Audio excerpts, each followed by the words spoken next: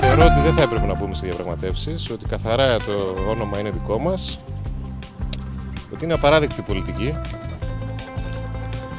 Είναι σκευωρία που γίνεται όλο αυτό για το όνομα. Κάτι κρύβει από πίσω σίγουρα. Аз не би дозволил името да ми се смени.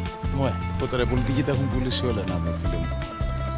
Ξέρω εγώ, αυτοί έχουν φάει, έχουν σκάσει τώρα, οπότε παίζουν και εκβιασμοί να πούμε. За име въопшто не треба да станува збор да се решава. Тоа е наше исконско старо име.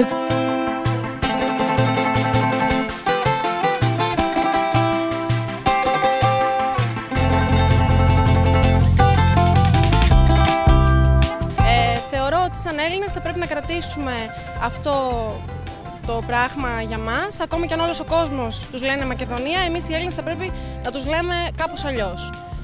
Ελπίζω να υπάρξει λύση, αλλά το βλέπω δύσκολο. Сите да попуштиме помалку, со добро све бива. Компромис би требало да има. А како тоа одлучува, се знае кој.